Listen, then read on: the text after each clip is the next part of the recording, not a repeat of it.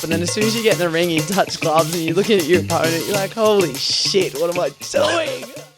Our guest today is a professional boxer, a sports commentator, and a coach. You can follow her on Instagram under Renee_Gartner. Renee, welcome on the show. Thank you very much. We're back recording. I'm so excited. It's been super long since I've done one of these. Yeah, and they're always really fun. Well, my first question revolves around boxing. Yeah, come at me. I feel like I have to ask, have you ever knocked out anyone in training or in an actual fight? I've got a couple of TKOs, so not completely knocked out, but they went to ground and sort of got up, and the fight was sort of called that way. So referee stoppages. Yeah.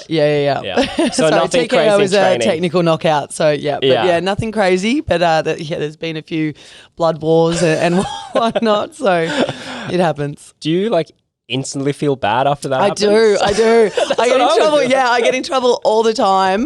Because even when I'm training, I always apologize if I put a big hit on in there, and it's mostly because I'm not a really aggressive person outside of the ring. So when I hit him, I'm like, sorry. Because in sparring, you're training, you're meant to be helping each other. It's not like a session where you're going in and it's a fight and you want to win. So I always apologize because when you're doing it with the guy sometimes that little spark happens in their eye and you're about to cop a couple back, which sounds really bad. And same with the girls. If they're like, all right, I thought we were going sort of a bit softer, and you sort of put a good one on them accidentally, it's on for young and old.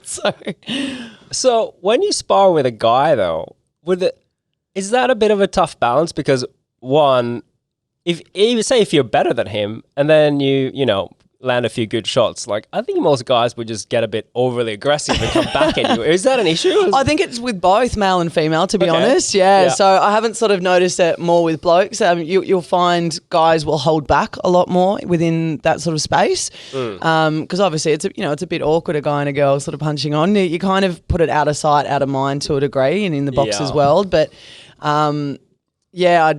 you see a couple of them flick, but I would be so embarrassed. You just move away. Not that I'm close, but it would be super embarrassing as a male to knock out a female in training. That's not a cool thing. Yeah, I've never seen that happen, to be honest. So I think they're pretty good, but that's why I sort of prefer training with the guys, because then I don't apologize as much if I have a more powerful hit, because that they can handle it, and I know a lot of the girls can handle it as well too. But it's just I prefer training with the blokes. Do you follow boxing, the big names? Yeah, look, I'm not obsessed with it. I love watching the heavyweights. That's probably something that I've been most interested in. And then of course the return of Tyson. That's going to be amazing.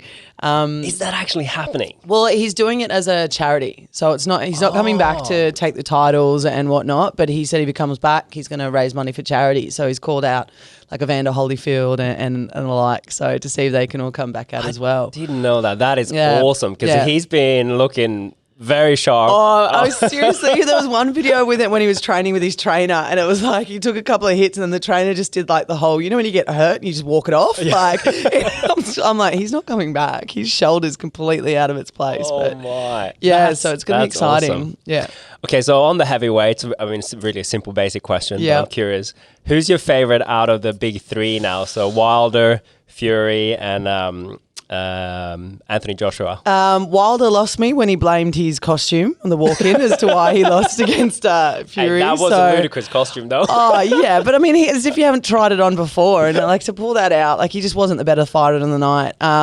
Fury, I really love. I love his attitude around the boxing, the way he donates all his money back to charity. He's got a lot of stuff around the mental health as well too, and he's an amazing fighter. Anthony Joshua is a completely different category of fighters. He's just that new and age and advanced strength and conditioning, and I think the last couple of fights he came in too big, so he just didn't move around very well. But the fight with him and Klitschko was one that just always stick in my mind. So that's amazing. Yeah, I think I like them all for very different reasons. So to say that I have a favourite, I'm still finding it. Obviously, I just sat on the fence with all that comment. Who do you think wins out of all three of them in a tournament, though? Let's say, not that that's going to happen, but who's the most dangerous boxer out of those three?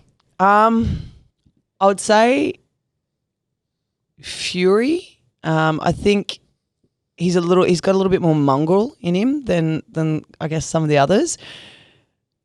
Anthony Joshua. That's a gypsy in it. Yeah, exactly. That's a good way of putting it. Yeah.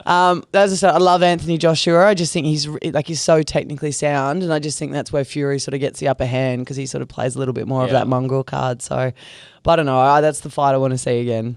It's difficult to watch Joshua. He's too good looking. It's like you just get distracted. I don't really I watch was trying to pussyfoot around that, but yeah, absolutely. Visually pleasing. I think everyone knows that. So let's go back to you a little bit then. Sure. How did you get into boxing in the beginning? Yeah, Dad was always a huge fan. We sort of grew up watching anything Ali and anything Rocky with him. And then I was working on a Fox program at the time. It was the League Lounge with rugby league, basically. And Danny Green came on, big league fan, and I was always used to do any of the stunts. So it was sort of, they said, put some gloves on, you're going to come out in one of the segments and you're going to hit pads with Danny Green. And I was like a kid in a candy show. I was like, yes. So I got up, hit pads, and he goes, oh, you can actually hit them all right. It's pretty well done. And I'm like, okay. And so I was living without any training? Yeah, no, none. Oh, wow. So, and I was living on the Gold Coast at the time, working with the Gold Coast Titans, and I was also doing Brekkie Radio. And so during that time with the Brekkie Radio, they were calling out, there was a celebrity boxing match happening at the casino. And during that, it was like Hailey Baitup calling out Tanya Zayeda. So Hailey Baitup's a former Iron Woman, Tanya Zayeda, who dares wins. And so my co-host was just like, why wouldn't you train? Like, why wouldn't you do it? Because I'd already started, the promoter had asked me to start training with this group of corporates. But he got it in my head during that time that it was kind of illegal still for girls to box. So it was only just starting to come out in certain states. And so a lot of the girls that were starting boxing were either really, really tiny girls coming from kickboxing and the martial arts or really, really heavyweights. So I sort of fit in like neither of those categories.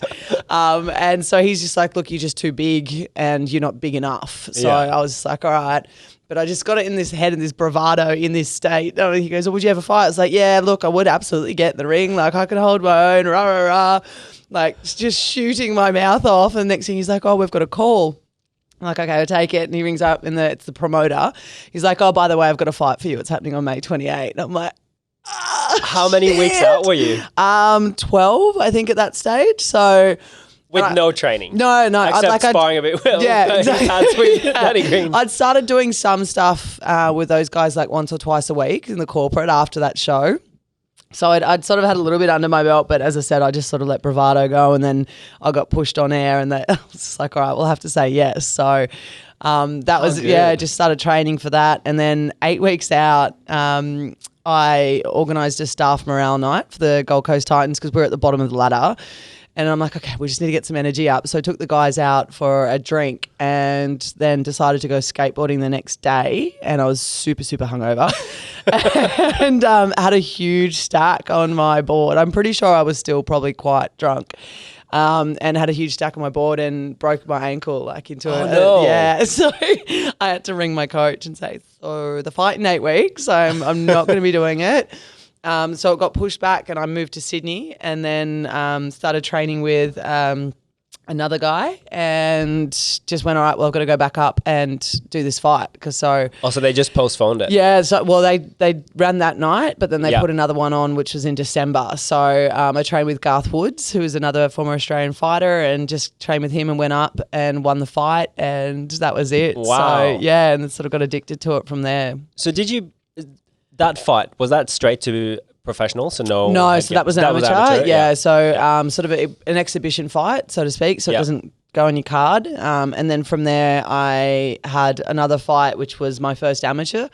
Started fighting there for the amateurs, had a couple more exos, and then I ended up making the New South Wales team. Yeah. So we went away to the Australian titles, and that was actually the first fight I ever lost was in the finals for the Australian titles, and she split me open. Oh, wow. Yeah. Dang. So I was going to ask to go back to the first one, but now you'll reveal it. Like you won it, obviously.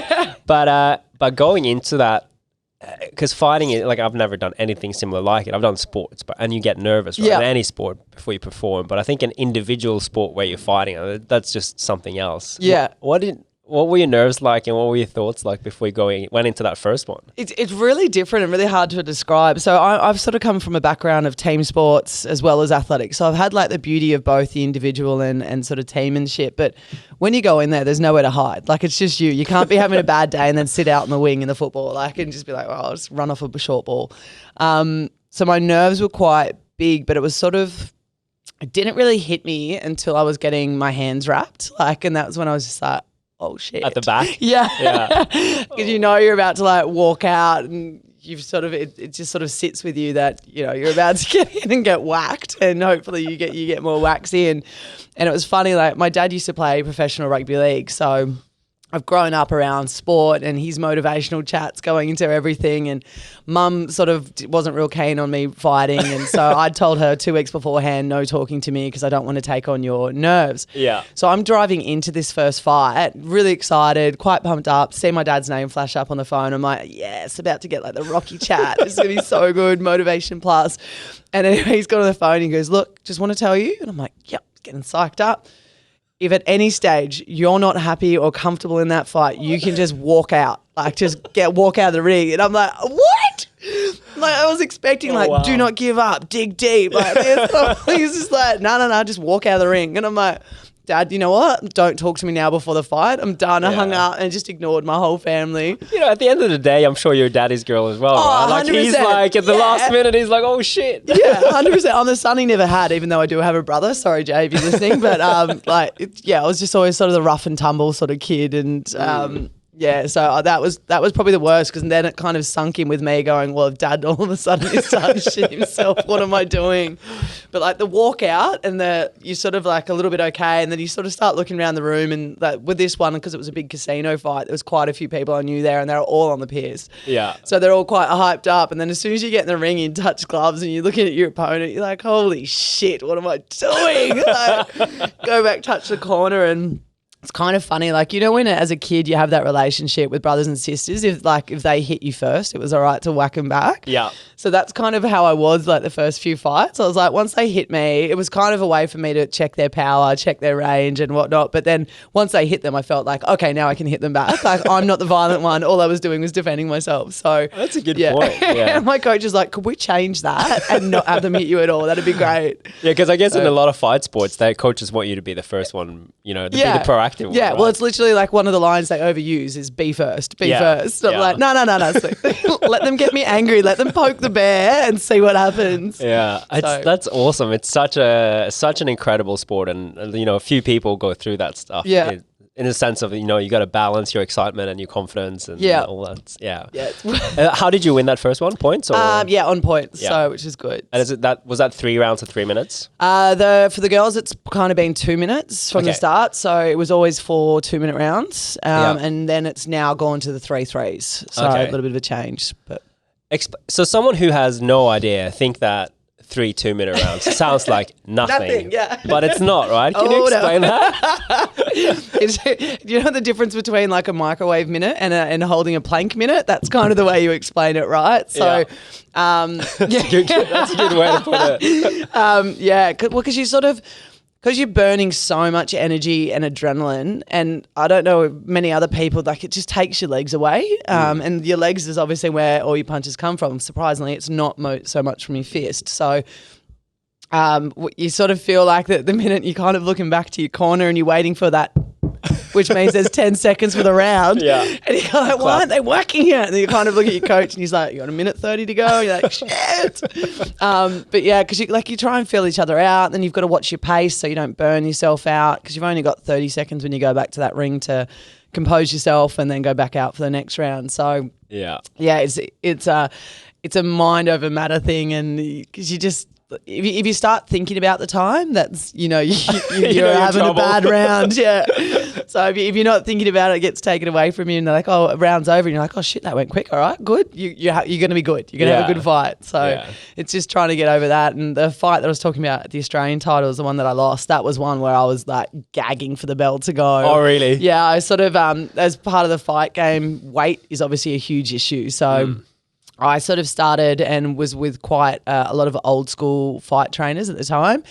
and I was trying to fight welterweight, which was 69 kilos. So quite light. I'm 5'11". So they ended up putting me on this juice diet for 3 weeks leading into it. So I'm talking like no nutritional background and just juice. They just want to weight off you. Yeah, just wanted to strip it off. And so the last week of that was only vegetable juice, so no sugars. So fruit was gone because they were just like, sugars are bad.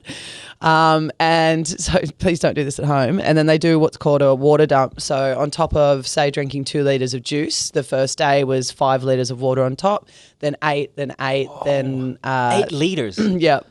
And then I think it was 2 litres or something on the last day, and then none. So your body keeps thinking you've got to produce and get rid of all this liquid out of your system. So you're just completely depleted. And then you go and do, it's called like a cocoon bath. So you put about 1 kilo of Epsom salt in a bath, make it as hot as you possibly can, and you sit in it. The Epsom salt basically draws more fluid out of your body, so it just pulls it out of you. And then you get straight out, dry yourself down, you put a tracksuit on, beanie, socks, and then you get a doona and cocoon. And again, you probably lose about 4 or 5 kilos during this sweat out. God. And then I had to fight. And with amateurs, you have to make weight every day of your fight. So it's generally about 5 hours before you fight. So it's not like with the pros, you've got 24 hours and you can put all that weight back on. So I went in the first one and that was fine. I was still saunaing the night before and saunaing the day. So you can imagine how depleted you are. And then all of a sudden you go and cooking yourself in a sauna. So you must have no energy. No, I had zero, absolutely zero. I was just like walking around like a mute.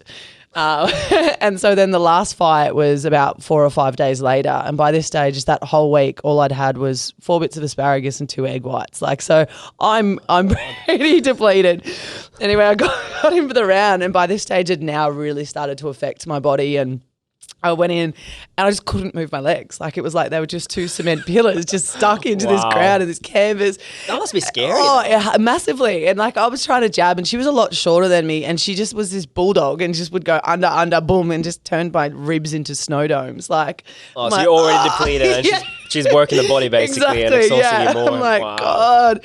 Anyway, I remember I put my jab out one time and I just didn't have the energy to sort of bring it back and put it back out again. And I'm like, if I let go, so I'm holding it out there, I'm like, I let go, she's coming in and I'm done. Anyway, she comes and she whacks me, bell goes, go back to the corner. I looked at my coaches, I'm like, I can't move. Like I'm so depleted. I said, I think I've got to call it, like this is dangerous. And they're like, no, you're fine. You sort of moved around well in that last round. Push me back out into the second ring. I would never, ever call to be quit. So that for me to say that was big. I knew I was in trouble. Anyway, amateurs, girls still wear their headgear. It was a brand new headgear and it was really tight. And she's hit me over the back of the head. And between where the leather and the soft part is this stitching and it's split. Like, so 5 stitches ended up being straight through the eyebrow. And split. It was about 10 seconds before the end of the second round. It split and the bell went and I sort of went, oh, that's a really weird coloured bit of sweat coming past my eye. You're just bleeding your eye. Yeah, and so I grabbed my glove and sort of wiped it away. But because I sort of wiped outwards, like there was no blood on my glove because it was out here. And so anyway, I walked back into the corner and my coaches have just looked at me and one of them's gone like, he goes, oh, no, it's just a Velcro scratch. And I went, oh, so I am cut. And he's just like, yeah, but it's just a scratch. You're fine. It's just Velcro. I'm like, all right. Next thing he's just like put a cotton bud in there and like I could feel it go all the way. And I was like, oof. So they put like adrenaline and then Vaseline on it. And I looked at my other cornerman and he's just gone white. And they've just pulled my headgear down further so to block this thing. Because if you get split, they basically, yeah. So anyway, they've sent me back in. They're like, look, that second round was a lot better. I'm going to be honest. Like you kind of came back into it. And I'm like, all right, sweet. All right, I'm going to go back out. That's in my head. I actually won that last round. Let's go. I go back out. She's obviously seen the cart, saw blood and just went for me and just hit me and it's just opened up the side. So they've called it and made me go to the corner. And it was right where they were streaming from for the fight as well too. And the doctor who they've called up was actually the one who you had to make weight in front of every day. And I'd got up and I'd pretty much had to get Starkers on the scales every day. So I'd like make jokes about earning money and, you know, throw me a 50, like, you're welcome for the show. So we had quite a good fun relationship. And she got up and she's looked at me. They're like, oh, do you think we need to stop this fight? Like, it's a pretty significant cut. This is what the ref had said to the doctor. So it's the doc's call. Yeah. And anyway, headgear was covering majority of it, so you could only see this tiny little cut in the corner. And I've just looked at her and I went, "It's sweet as, hey," and turned, like so bogan, turned, and she just laughed and she goes, "She's fine, just clean her up." Like she's still being humorous and stuff, so she's fine. So they let me go back in, and then the third round I actually won. That was probably the only one I won. And then the fourth round, she just, towed me up again, but sort of stayed in there. So I managed to get away with it. And they've taken my headgear off at the very end. And it's just like, there's a photo of it. And I'm just like looking like this going, I just need a feed. Like, give me a burger and a beer. And I'm just bleeding all there. And the refs just looked at me and he goes, "I don't know how I let that go on. Like, that is so bad." And I was working in TV at the time. Oh, no. And I was like, literally had to come back from Perth and 2 days later do a show. And I was walking around and everyone of the coaches were like, "We're not showing you what it looks like. It's not too bad." So I had like an ice pack on the back of my neck because it was like whiplash, and then just had all this blood, and I had a beer in my hand. And this is how I'm walking through the range, and finally got up and everyone's coming up going, "Oh, I just had to see this split. Looks really bad." And I'm like, "Oh, okay, it's cool." This random guy comes up and he goes, "Oh my God, thank God you don't work in TV." And I was like, "No, right? Someone show me, this is so bad. I'm going to be in so much trouble." So yeah, the first show I had to go back with all these blue stitches in my face. Wow. Great. I'm such a mad sort. So is there any kind of clause when you work in TV about, any rules around what you can and can't do? I guess because that is pretty, I mean, since you're in sports commentating, it's probably not too bad, but imagine if you worked in kids TV or something. Exactly, yeah. No, I definitely wouldn't be working in kids' TV, not with my mouth either. They sort of always talked about me with boxing. So, I mean, a lot of that audience understood that I was a fighter. So if I ever sort of gotten that, I mean, the makeup's a beautiful thing, right? You can cover a lot of things up. But yeah, I mean, they sort of just said it at the start, like, Renee's been fighting and not out in the street brawl. But they were sort of able to sum it up. But they sort of just looked at me and they're like, "Oh God." So even after that, you were like, yeah, fuck this, let's just go to pro and then not wear headgear at all. Exactly. I'll just take every bit of protection off me. I think because I had quite a few injuries during the amateur space as well too, and I had a bit of time off with some mental health as well. So when I came back, I missed a lot of the competitions. So for me, it was better if we went pro. I was able to train for a certain fight. I wasn't locked into, like, we'd be able to lock in a date, obviously. But if there was any changes, you can just move the fight or what have you. Where with amateur, if I missed a competition, I'd miss Australian trials and that was it. Like I wouldn't get another go until next year. And my game, I guess, sort of suits more the pro. So we have five 2-minute rounds. So it's a little bit longer. It gives me more chance to be a bit more patient in my rounds, where in amateurs you kind of just like go, and you're going for points the whole time. So it was sort of a bit of a chat with my coach to sort of move into that way, and he's just like, "I think this game sort of suits you a little bit better." And he goes, that a lot of people get overawed by the whole pro show. Like if you go to amateurs, you go and fight in a tin shed out the back, and there's maybe 4 or 5 people there, and that's about it. It's quite so you don't come out to a song. Like it's not the circus that you sort of see with the pros where. Yeah, pros is the whole show around it. Obviously, you've got to do the interviews and chats beforehand, and you can you can pick your fights to a degree. But we sort of we got challenged by a promoter to go up against Taylor Harris, an AFL player, and so my coach was just like, "You're not going to back down from this, are you?" I was like, "I don't know if I'm ready." And he's like, No, you're fine," because I was just coming back from another injury. And I just went, "Oh, you know what? Like, let's go. Let's do it. Let's test it." Was that her first pro fight as well? No, she'd had that was her 4th pro fight, but she'd never had any amateur background. So she's sort of been AFL, and I think I think her dad was a kickboxer or something. So she'd been around it and trained, and obviously has a really strong love for it. So it was very different. Is it more so that in the amateurs your goal or the pinnacle is the Olympics, and then with pros it's more like show by show by show? And money. Oh, okay,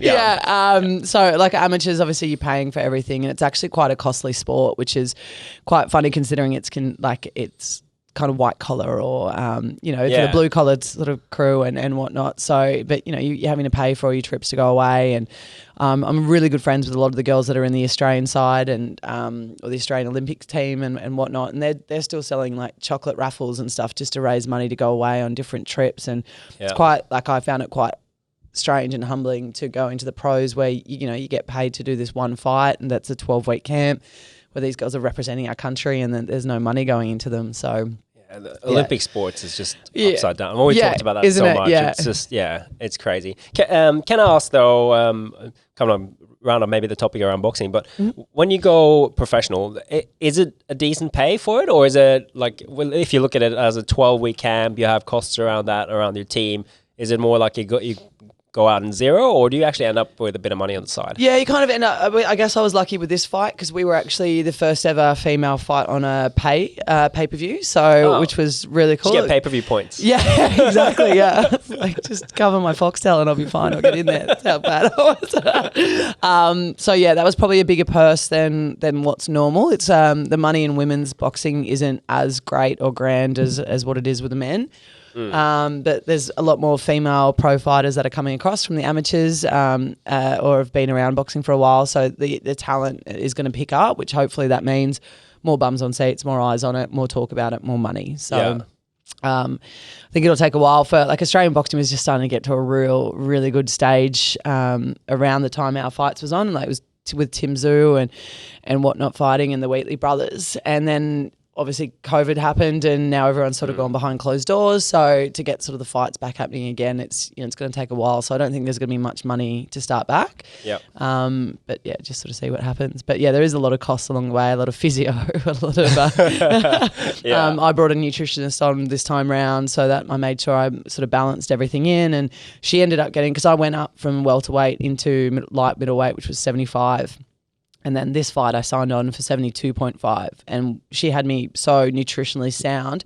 I was still eating on the day of weigh-in because I stripped down so much. I was weighed in the very morning at 69 and I was eating. I wasn't juice dieting. It was amazing. And was still able to wear clothes on the scales. And so I was sitting there at weigh-in knowing Taylor was struggling to make weight. She's coming up the escalator and I'm like shoving down food. Wow. Looking at her, grabbed a big bottle of water, drank that. I'm like, oh yeah. You already got this. Yeah, I was like, I'm going to take every win I can to get in her head. And this is one of them. So awesome. So that was really good. It's a big change. I wanted to ask a bit more maybe around how you decided to get into professional, like in changing from amateur into pro, and because you mentioned you had some injuries and stuff. That you had some things going on through your life that you had to make some decisions, I think, and it didn't sound like you took the easy way into going back into professional boxing.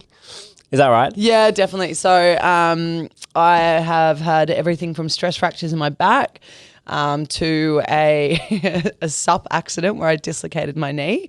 And that was in between. I just had an amateur fight. It was on Paul Gallen's card at Shark Park. And then we were sort of preparing to go in for another fight, and the fight got cancelled, which was around December. So I was still training. And by this stage, I was about maybe 20 weeks into a camp. A camp's normally like 12. So I just said to my coach, I was like, I just want a weekend off. Like, I'm not going to go out and get on the piss, but I just want to go down, visit my friend down in Jervis Bay. Yeah. I want to go take my new sup board down and go surfing and go hiking. Anyway, I was 40 minutes into a sup when I was there, and just in Jervis Bay? Just in Jervis Bay. Flat, yeah. Thanks for pointing that out. But I was just sort of trying to teach myself on some like the smaller waves. Like, it was sort of a bit of a stormy day and I'm like having a bit of fun, and I was up the other end of the beach and all my stuff was up the north end. I'm like, all right. I just caught one in. I was just on my knees. I was like, I'll just turn the board around, go out the back and paddle back. So I've turned the board around and hadn't looked, and a little shory came in and just like popped me up. So my feet stayed on the board, but I just like sprung up. And as I've come back down, like it's hit. So I basically bruised. You hit the board. Yeah, so my knees just folded, and I bruised the back of the femur and tibia. Can't speak this morning. And then I popped up again and my foot got stuck on the grip. So I've gone off the side of the board, but my legs stayed on it. And that's when I dislocated my kneecap. So I'm in the water and you know when something hurts, but then it kind of subsides and goes away? Oh yeah, it wasn't doing that. Yeah. And it hurt so much. Like I actually got it on GoPro. So. Oh wow. Are you just in the water here battling? Like yeah, massive. Yeah. Oh, but I was sort of like probably about waist height. And I'm like, okay, I just want to see how bad it is. I'll put my foot down and see whether I can handle the weight, which is something I just stupidly do. And I couldn't straighten my leg. I'm like, oh, that's really weird. Like, so I'm like flicking my leg and I'm like, what's wrong? And I'm like, no, I think it's my kneecap. And I've just kicked it for about the second time and I've just felt the kneecap come back around. I'm like, oh. okay, I've done something wrong here. And then the funny thing was, like, when I was up the other end, I'd seen a shark in the water, like, so, wow. which is amazing. So not for someone who's got a phobia of them. And so now I'm sitting there going, all right, I can't get on the board because I'm in that much pain. I can't get out of the water because it's still all the way up there and there's a shark here. And my luck, the way this is going, is it's going to take my good leg. Take my strong hand. So yeah, and then I had to literally ring my coach and go, so you know how I was just having a weekend off to get out of the gym? I'm not going to be back for a while. Oh, so kidding. that was kind of the last straw because that ruled me out for about 6 months and ruled me out of the first amateur competition for the year, which meant I would have missed New South Wales selections again. And sort of went from there. So when you dislocate your kneecap, I've never actually heard anyone do that. Did you have to go to the hospital?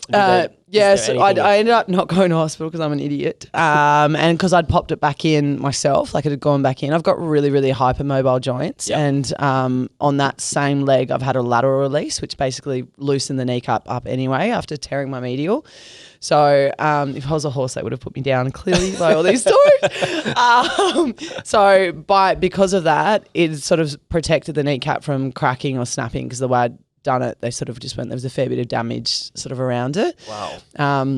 So I just like literally left my mate's place and drove straight to the physio that day. And I sort of looked at her. I was like, please tell me I'm being a sork. She's like, nope, you're in a leg brace for some time now. So, so they just brace it up and you're in there for months. Well, they just try to, especially with mine, because of how hypermobile I am, they wanted to lock it up. So the scar tissue formed and made the joint a little bit more rigorous, sort of, so it just didn't move. Yeah. So I was in it a lot longer than what a normal person would have been in it for. And then it was just stiff and wouldn't let me train. And so it was sort of just a battle of that to get back after being so fit. How frustrating. Yeah. Did you do any training during the brace? Yeah, so I did the roll with a skateboard under one leg and, you know, nice. The one leg sort of off the bench, sort of anything that I could do, I was trying to. So, and then it got to a stage where my physio was like, you're actually making yourself worse because now everything else is sort of domino effect. And she goes, I need you to just completely have a break.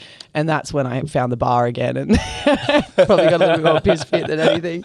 And then, so it was another battle back from that as well. So, like, I was still going to boxing training whenever I could and I'd do like hit the bag by sitting on a chair, but it's not the same, eh? No, it's not. And then you sort of get more frustrated because, you know, you do something and it hurts and you're like, ugh, this is frustrating. So, a lot of head noise. Injuries is, always like a learning curve, I think. Yeah, well, I'm sitting here in a moon boot right now. Yeah. So you know how to get through them now. I think the first serious one is the worst one because it's like, it feels like it's all over. Yeah. And then when you go through the rehab and you come back and then 2 years later, you're like, oh, it wasn't that bad. But during it, it's the worst. Yeah, big time. So I'm sooking at the moment. I've still got another 6 weeks in this moon boot. So, Do you still, we're in a bit of a strange time, but are you planning to get some more fights maybe next year? Yeah, absolutely. So I think this year, because it's so unknown, it's probably a bit of a write-off. But at least... I mean, the gym's open in a week, so we'll be able to start going back into the training sessions. I obviously won't be there for a little bit. But I can sort of still go back in through the motions and start working the upper body and get my endurance back on like, say, the ski and whatnot. So from there, obviously, it's, you know, positives that more and more is going to open. And from there, they'll be able to start sanctioning fights and whatnot. So get to punch chicks in the face again. Yeah, woo! Can't wait.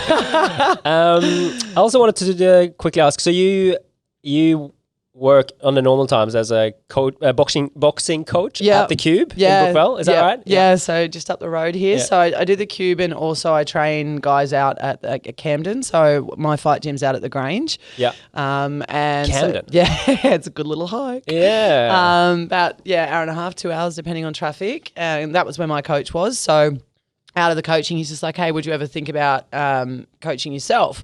So he put me through level 1, which I did, which is, you know, training fighters so I can corner a fighter as well too. Oh, awesome. Which was great. And the more I learnt how to coach, the more it changed my fight game because I was able to explain things a bit more. And then when I was doing those sessions and I'm explaining to them how to sit, I'd be like, okay, Renee, you should know this is how you need to sit when you fight.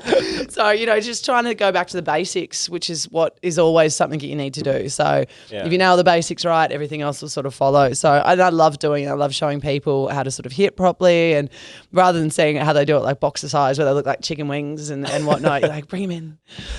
But yeah, no, I've loved it. Yeah. So at the Cube, do you run classes or is it more one-on-one? More classes, but I keep the classes really small. So I sort of like it where like I'll never be in a class and hold pads for someone, because that means I can't go around and correct everyone else. So that's something I'm really adamant with. And then it's bags or? Yeah, I do bags. I do pad work with them, but they'll each hold a pad. So I find it really important to coach how to hold a pad as much as how to throw a punch. Okay.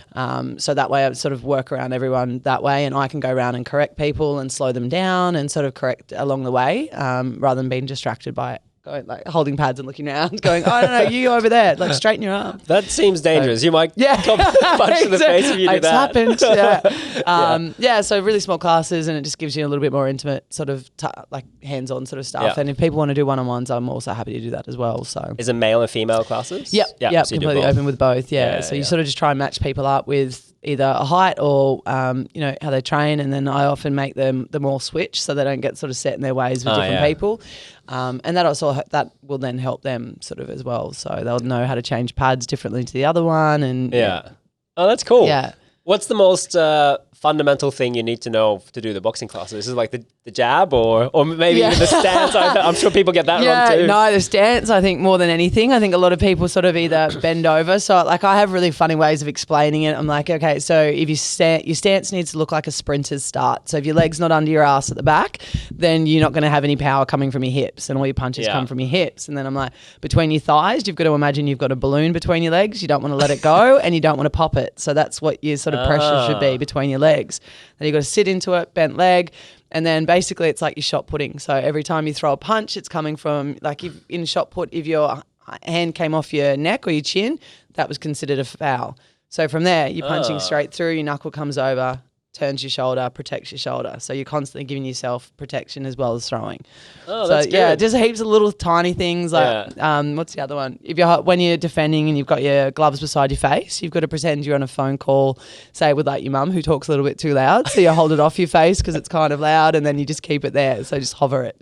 And that's where that's if I explain it like that, people are like, oh, okay, that makes more sense. I've rather than done going, What's some of the best benefits you see people get out of the boxing classes besides getting, all their aggression out? Yeah, exactly.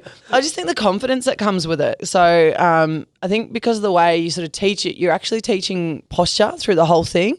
So, I mean, posture, as soon as your shoulders go back, you're all of a sudden a lot more confident. You're speaking a lot better. And then just when they know how to defend themselves, although they're never going to use it unless they want to sort of move forward with it, it's just that air of confidence that comes with it. And I really like that. And discipline, like it's a very disciplined sport. That's awesome. Yeah. So to switch topics a little bit, you mentioned before that you were supping, and when you dislocated your knee, and I know you love the ocean and everything. Yeah. That's how we met. Yeah, so, that's right. Yeah. Me pretending to free dive. I don't know if I'll call what I'm doing free diving, but you've been getting into free diving, all right? Yeah. Tell us a bit about that experience and how that's been going for you. Yeah. Well, I guess when COVID hit, I couldn't really do anything. I couldn't go to the gym, so it gave me a way to go back and explore my backyard, which was the ocean. I live in freshwater, so I started supping again. I got my confidence back. Started surfing, and then the free diving. I met some girls that do it quite regularly, and as part of my training for my fight, I had another really good girlfriend of mine teach me about breath holds and doing different stuff like that. So she used that to give me a little bit more sort of meditation confidence and how to restore your heart rate in between rounds. And so when these girls started going, I was like, actually, this is really good. I can transfer my freediving experience. I'm terrible, mind you. I just got into it and then just started buying all that. So I got the big meter fins, and which obviously didn't help with the ankle. Weight belt, which has just made it a lot easier to stay underneath. And we're at Manly, like it's a protected area. So there's just so much wildlife down there and it's amazing. So I've well and truly fallen in love with it. And now it's just trying to learn more about the breath hold and get better breath holds. And so it's awesome. It's all about the breath hold, really. Yeah. Really. I get way too excited out there, and so your breath hold gets worse. Yeah, exactly. Well, that was one of the courses. It was like an online course, and it was teaching you sort of meditation tactics before you go in, and how to sort of open your lungs up and stretch all the like your lungs, I guess, and then you go in, so you're a little bit more relaxed and you're chilled. Because like I've got a shark phobia, and I'm not fearless when I go in there. I'm like, so yeah, it's just sort of that whole relaxation sort of phase, and go from there. Yeah. Have you run into any sharks yet? Everyone thinks there's sharks out there all the time. Like if you're swimming past, 10 meters past the shore, you're like, oh, you're crazy. But I mean, you've been out a fair bit now. Yeah. Have you had any run-ins with? I kind of did. So I kind of did. That doesn't really sell it, does it? I did. I saw a shark. We went off the point at Freshwater, so at the north end around the pool. And the same friend who told me about breath diving, when I've said I've gone off there before, she's just like, there's a heap of tiger sharks around that back end. So just don't go out there. I'd rather you not go there. So my really good guy mate Kier's just like, no, we'll go out. It's fine. Like it's just a rock ledge. And he goes, there's a heap of crayfish around there. We'll go hunting for crayfish. Oh, really? Yeah. And I'm like, yeah, absolutely. I'm in. Anyway, we're out, and by this stage, because you're underwater the whole time, you kind of lose like your bearings on how far off a point you've gone. So around Freshwater, there's these huge boulders. So you're sort of just swimming around there. Like it's not like the floor is just completely sunk away from you. Anyway, I've popped up and realised we were probably about 20 to 30 metres off the point and way out the back. So instantly in my head, it's just popped up like, Renee, tiger sharks, like tiger sharks. So I'm like, all right, you know what? You've got to calm yourself down, just turn around, swim, get to the bottom. And it's just you two of you out there? Just the two of us, yeah. And as I've turned around to pop my head down under the water, my mate Kier's just gone, Renee, like his tone is fear. And starts like, I turn around, look at him, I'm like, are you serious? Like, I'm like, what's about to kill me? And he starts pointing aggressively at the ground. And so now I'm like, 100%, I'm about to get eaten. And I've stuck my head under, and it was the biggest wobbegong shark I've ever seen. Like, and I get the same chicks, like wobbegons, they're a pest. Once they bite you, like their teeth face inwards, so you've got to actually get someone to pull them off you. Yeah. So I've seen it's about 3.5 meters. That's like gigantic. So decent. So my heart's sort of gone in a bit of a fluster because by now it's like directly under me. But they're so like they're puppy dogs. Like they just chill.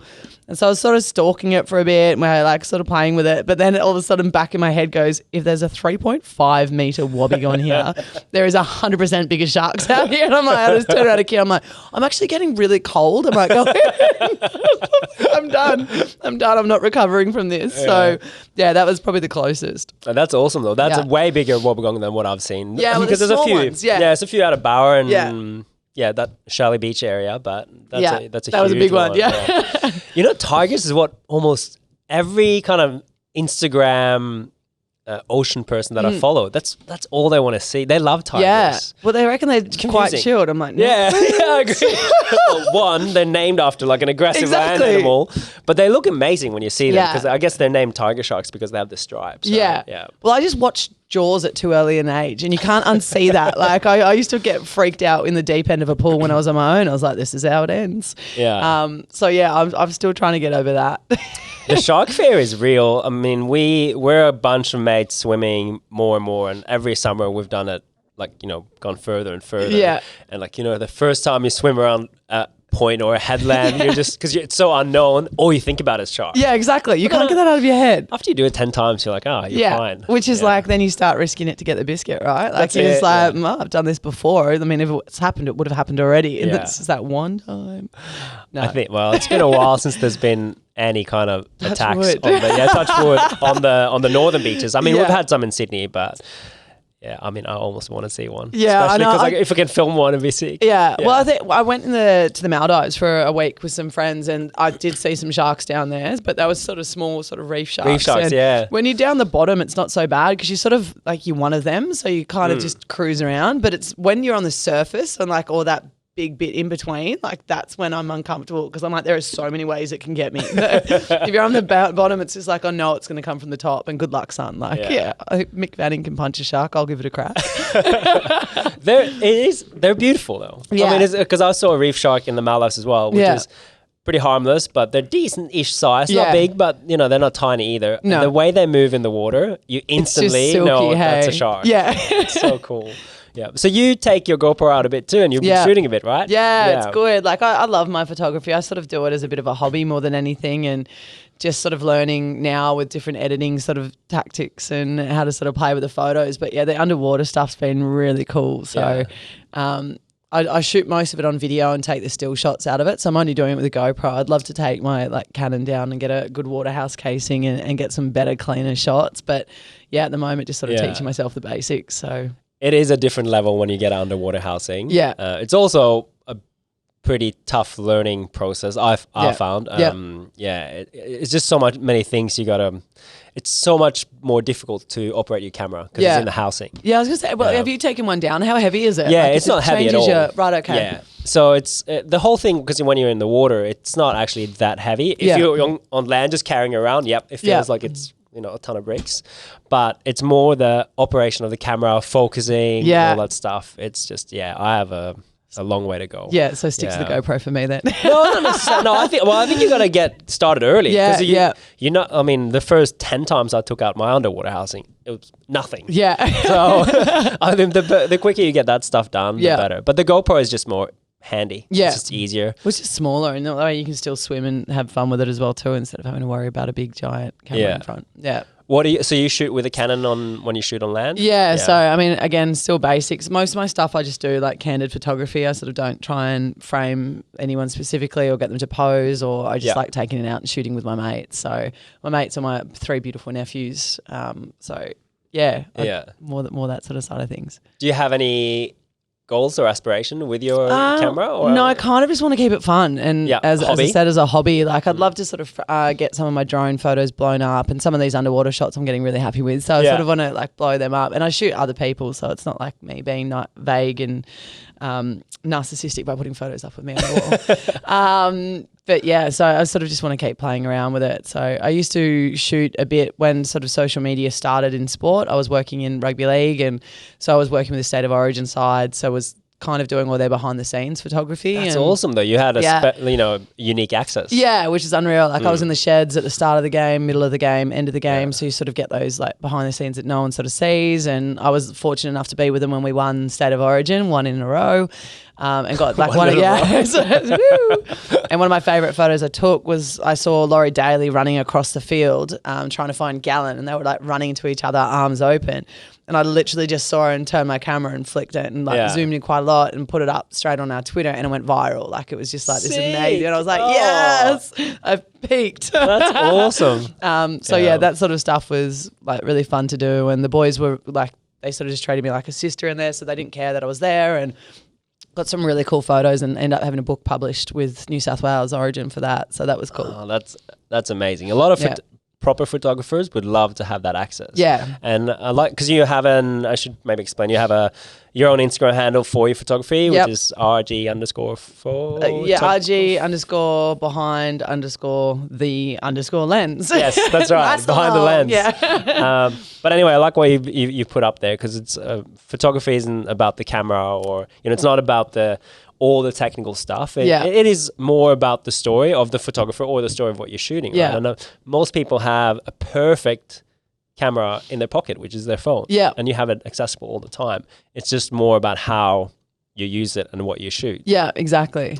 And I think when you told that story about, that photo that you got, that reminded me about, I've been watching The Last Dance on Netflix with Michael Jordan. And the photo that I remember most from his whole career after watching that is not necessarily the best photo technically or anything like that, but it's the last shot he took in hindsight, you got to say it's the last shot he took in the Chicago Bulls jersey. Right, okay. When they won, and he sunk this 2-pointer or 3-pointer, and the photo is like, that's like a magical moment. Yeah. I'm sure the photographer would have like wanted to compose it slightly different, or maybe he, there's always technical stuff that could have been better. Yeah. But nothing beats that moment. Yeah, right? Exactly. Yeah. When you've captured that last little shot, that's epic. Yeah. And I think what people can do more and more is like finding those moments in their own life. Yeah. Because it doesn't have to be, a big huge moment in like on a national level or a sporting level. It's like you shoot your family, your nephews and stuff like that. Taking a photo of someone's first steps. Yeah, exactly. Like, that's always going to be magical for you and your family, right? Yeah. Well, like I sort of look around. I always have it if we're having backyard barbecues or whatever. I'll always have my camera around me, and because you know your mates, you know how they laugh or how they react, and like in your head, that's a really beautiful moment, and I know what I love when they laugh. So I'll sort of see something laughing and I'll just get into a position and be like, all right, there's a joke about to happen. So I know they're about to laugh, and then bang, I'll get the shot and you're like, yeah. So it's kind of always really raw emotions that you sort of shoot, and just different sort of frames that will look good. Or I even like to take a photo and go, all right, it's probably going to be pretty boring this way, but once I edit it, I know I can do this and make it look a little bit prettier and shinier and or shadow it and what have you.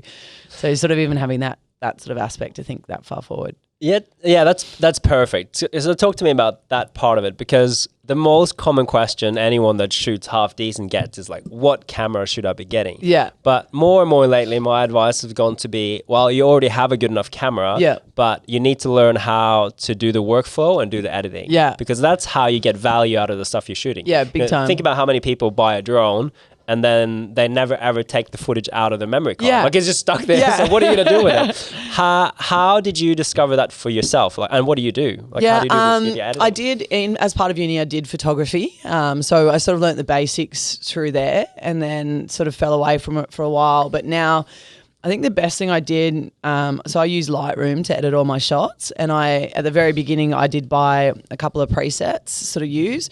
But when I was playing with the presets, I'd find the way I'd go, all right, I love how that image was sort of done, and then I'd go in and change some of the lighting features and stuff myself. So every time I'd get one, I'd like one, I'd look at the way it had changed. So what the lighting was, the shadow was, the dehaze, all that sort of stuff. And then I'd be like, okay, so now if I do it, I can replicate it, now create my own sort of presets to save it for something else. Yeah. So having that was kind of like a little framework to go, all right, that's how you do it. And now when I play with it, I'm like, okay, so I take away the light here, I make more exposure there, I, change the color, change the clarity, and now you sort of get a little bit more comfortable with it. So you learn by default, I guess. Yeah, well, you learn by doing. Yeah. That's the whole creative process. I think people wait too long to find the perfect moment or to find when they should pick up the camera. But it doesn't work like that. You just got to do it all the time, every day. Yeah. And then you get some good shots out of it. Exactly. Well, that's like when we jumped in the other day, the first time I met you, and we were jumping in with Jess Fowler, who you work with as well too, and it was a sunrise dive, and I went, I know if we get around this point, the sun's going to be shooting straight through, so it's going to look like gold glitter on the surface. So I was just like, all right, so if I can get us around there and then get them swimming through there and take that, like you knew what kind of, you forecast what your shots are. Yeah, exactly. I'm like, I've done this before. It's not my first rodeo. So you sort of know where to go and what positions to get in and what the light and what the suns and stuff like it's going to be doing. So it's a perfect example of that time we went out, because really what I wanted to shoot was a drone shot on the boulders.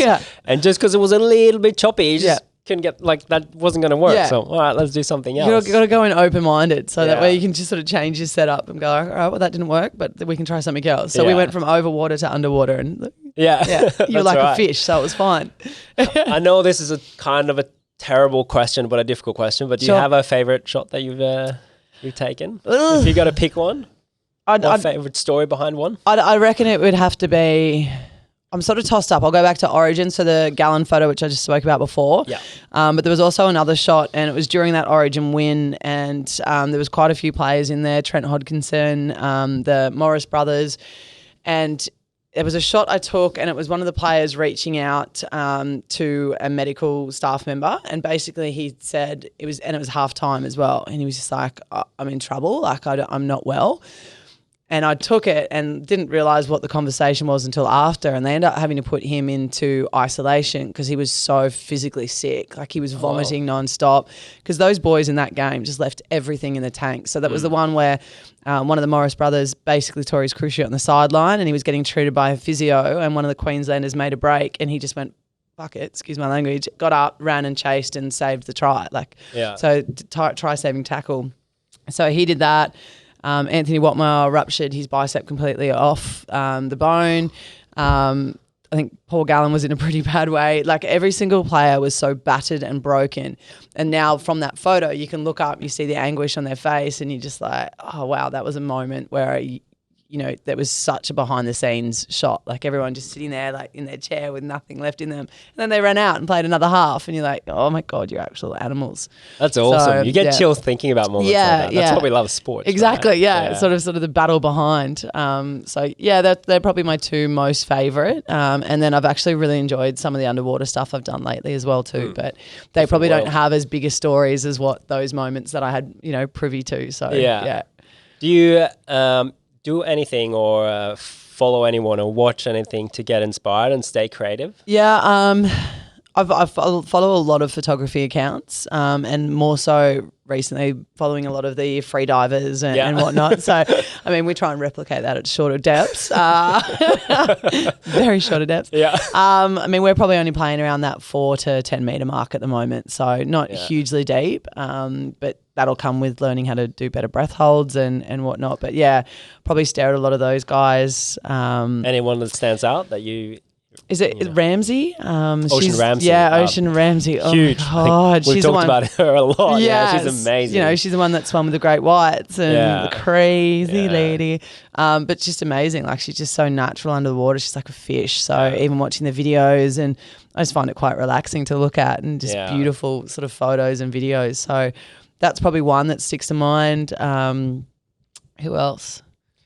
Sean Scott, he's a Gold Coast photographer. So he does a lot of, your ocean sort of based drone work. He also does a lot of stuff out in the outback as well. So goes around Australia and shoots. He's the one that captured, it was like a massive shark frenzy, but they were through the waves. So they were surfing through the waves. The sharks did? Yeah. Wow, that's pretty rare. It was amazing. Like the photos, just this huge wave, and there's probably about 10 sharks, like all sort of swimming through. And so I'll show you it after this. And yeah, so different things like that, but I'll just get lost. I'll just go like in a little vortex. I'll be like, all right, I'm about like 356 weeks deep on this person's Instagram. Yeah. This is starting to get creepy. Yeah. So. Ocean Ramsey is like the one I never get enough of. I think it's rare that I read captions from people's posts on Instagrams, but hers, and even though sometimes they're quite long, I read the whole thing. Yeah, the whole thing. Well, because she's such an activist for sort of anything underwater, like whether it's, looking after nature or shark conservation, and her experience with sharks is unique. Yeah, like, she's got a perspective that none of us get close to. Yeah,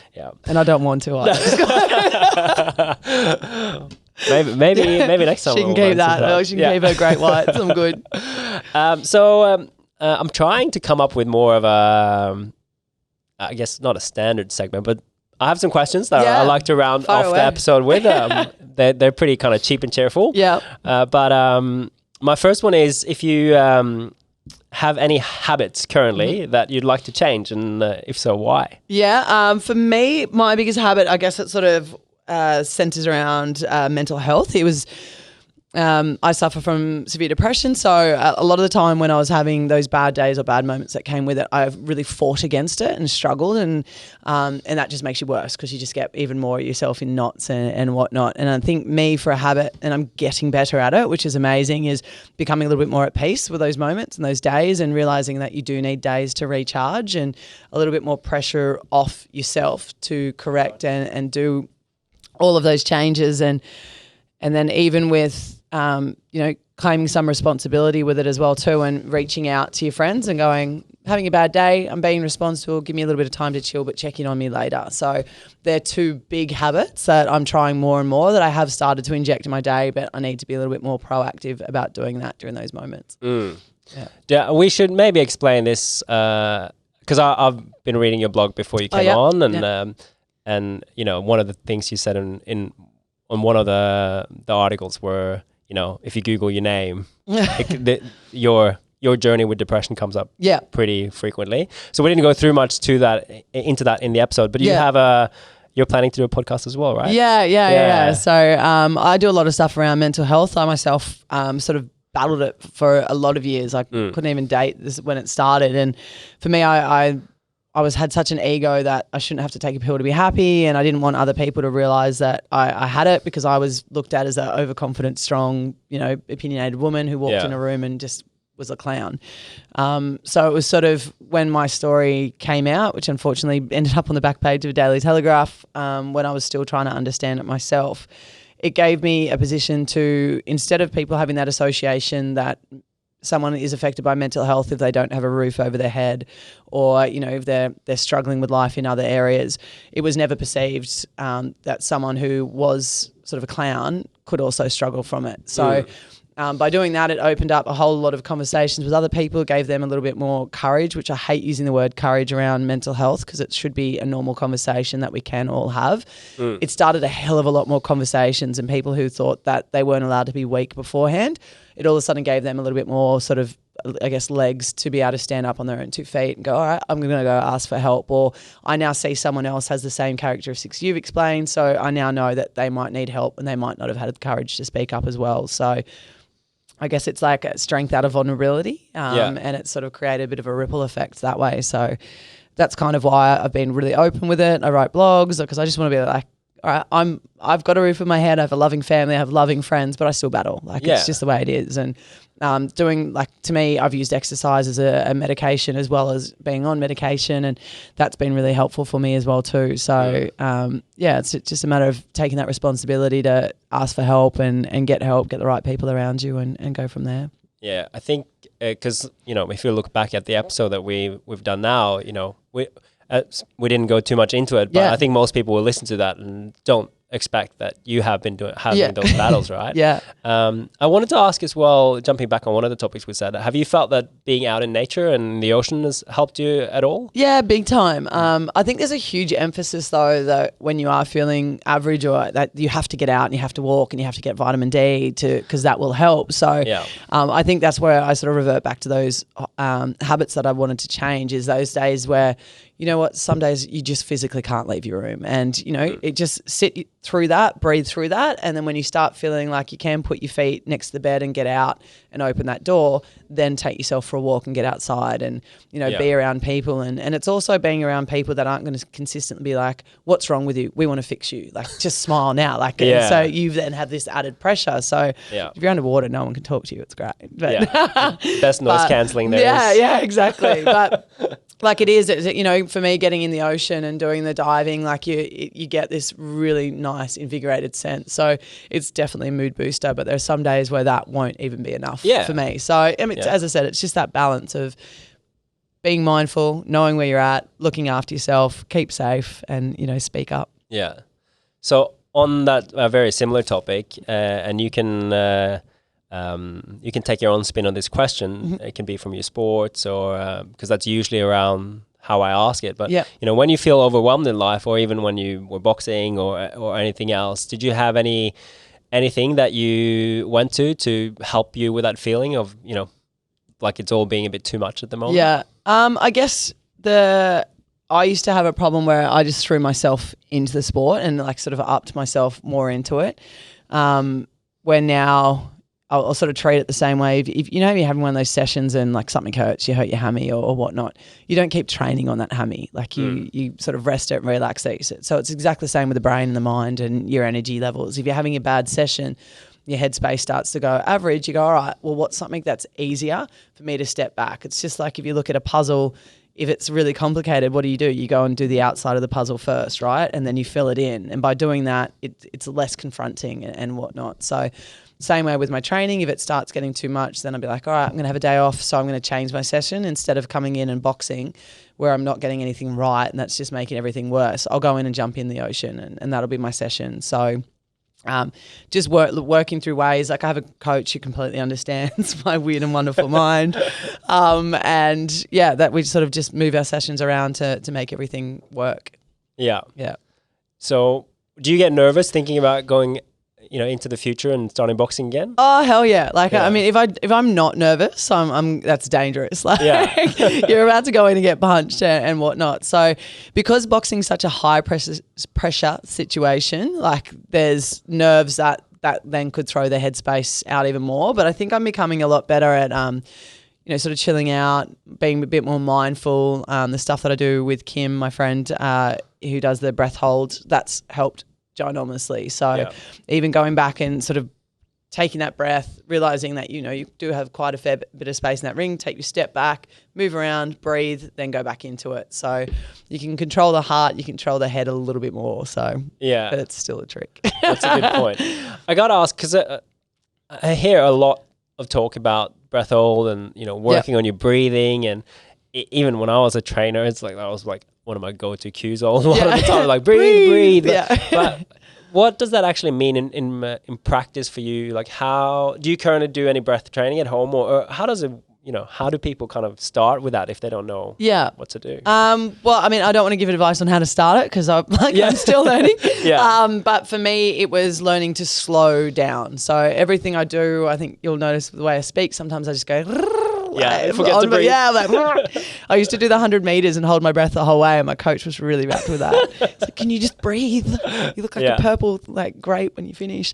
But yeah, so like for me, it's when I go into the first round, we come back, and before I go out again, my coach makes me do 3 breaths. So, because you're in there and you're like, your energy's up, your adrenaline, so everything's sort of happening this fast pace, and it's 3 breaths in through the nose, out through the mouth, and you feel your shoulders go down, you feel your heart rate come down, and then all of a sudden you've got a little bit more clarity. Not everything's rushed.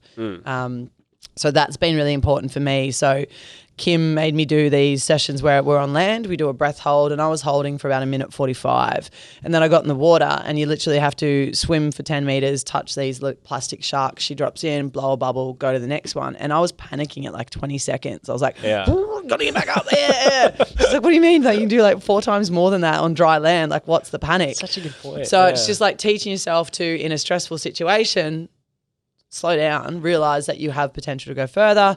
Slow, breathe, let's go. So that was probably a way for me to go, you know what, like stop panicking. And when you don't panic, you can go longer. Like, you know, try and take those external situations away. It's just so difficult in the ocean. Right? Oh, yeah. Because that big external factor is the water. Yeah. And you're like, you kind of look up and you're like, I'm a fair way down. Am I going to make it back up there? So you just panic and start kicking. Yeah. I've had that panic kicking on the way up. I'm like, dang it, stay down for too long, and then you're making it worse. Yeah. Yeah, for sure. Yeah, I've tried to do a couple of kind of basic breathing exercises before I go to bed, which I find helps because it slows down your heart rate, I guess you can call it. And Wim Hof is probably the most famous breathing person, breath technique person. He's got a YouTube channel now where he just does a follow along. So I just put that on before I go to bed. It takes 10 minutes. That's been really good. Perfect. Well, it just relaxes you before you go to sleep as well too. So I just got to try and get that practice into the water a bit more. Well, we did it for the first time. So we did that online session, and before we got in, we just did these like breath holds where you hold, and then so you do 1 to 10, breathing in and out, and then you hold for 10 seconds, 1 to 20, hold for 20 seconds, 1 to 30, hold.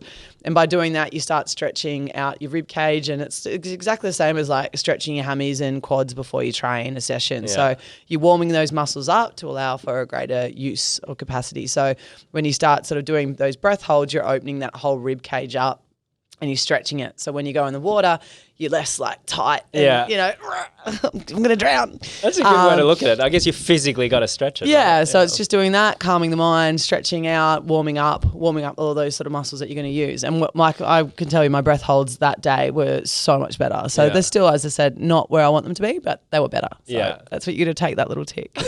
Good girl. Are you going to keep swimming through winter? Yeah, well, at the moment, I'm out of the water for 6 weeks. That's right. Earned myself 2 little stress fractures. So I'm not allowed to use my big flippers at the moment. So, but yeah, 6 weeks, it's going to be nice and cold. But I've got the full steamer now and a couple more weights to help me keep me down with that on. So, But you got to swim with a steamer. Yeah, exactly. I have to. I think I say that every autumn, like this time of year. I'm like, I'm going to keep swimming through winter, and then before you know it, it's so cold. Yeah, exactly. Well, we went in, it was like 20 degrees the other day, and like it sort of got to the hour and a half mark, and I was like, okay, I can't feel my hands anymore. I'm probably going to have to get out. So it just means the dives are going to be shorter. But I mean, when it's winter, it's as long as there's no rain or wind or swell like there is at the moment, it's so clear. Like it's like so much more. Yeah, it's awesome. So I've got to be mindful of that and just go, all right, it's worth it. It's worth it. It's a good way to look at it though. Just maybe keep the swims a bit shorter, but you gotta get in there, and like coffee tastes so much better. Yeah, exactly. Straight to the coffee machine, hot water over the feet, you'll be fine. Yeah, awesome. Renee, thank you so much for coming on, sharing a bit of your story. Really appreciate it. And you got to keep us all in the loop when your podcast is coming out. Yeah, definitely. I'll put the pressure on you now to put it out there in public. But, well, it's What's Your Story with Renee Gartner. So that'll be coming out soon. I've got some really great athletes and whatnot. So find the story out behind the athlete. Yeah, awesome. Thanks so much. Thanks so much, Jim.